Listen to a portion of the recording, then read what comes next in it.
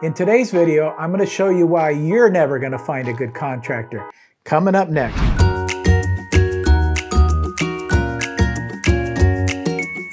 If you're still struggling on how to find a good contractor, that's understandable. Finding the right one for you can be a tedious process, but sometimes it's important to reflect on yourself and what you're looking for in contractors. And if you're going through the process in the best way for yourself, here are 4 reasons why you're making it that much more difficult for yourself. Welcome back to the channel. I've flipped hundreds of homes in one of the most competitive markets in the US. I made this channel for the new and experienced investor. Make sure to like, subscribe, and share this video with anyone looking to flip houses. Let's get to it. Reason number 1, your expectations are too high. Not unusual, especially if you're a first-time flipper, especially if it's your first project. You expect this project to be nothing but perfect. It has to be top-notch. Sometimes it just doesn't work out that way.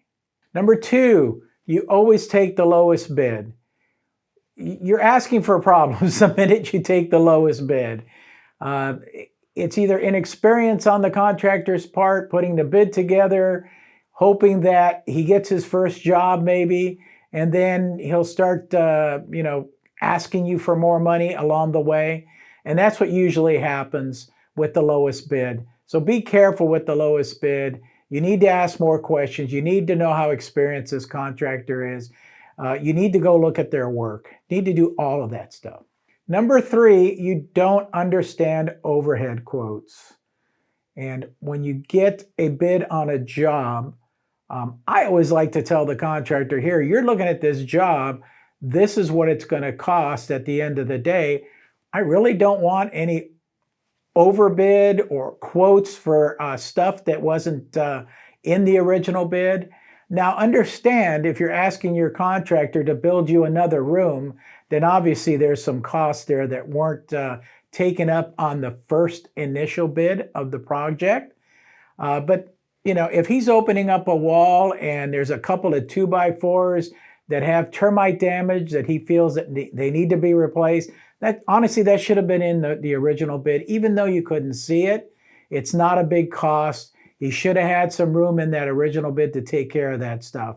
It's when you're starting to get these overbids from these contractors for every little thing that comes up, you have a problem with a contractor. Number 4, your goals don't align. Your mindset doesn't align. Your contractor's here and you're over in left field, or vice versa.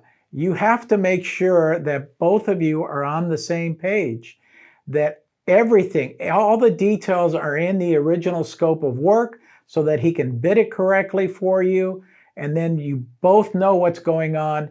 Understand that as you're going through the process, there may be, stuff that comes up.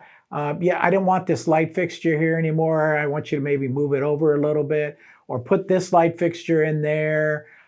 Those things are understandable. They happen along the way. Does your contractor want to charge you a little bit more for something that is an afterthought? Yeah, and that should be expected. But other than that, you should be both on the same page.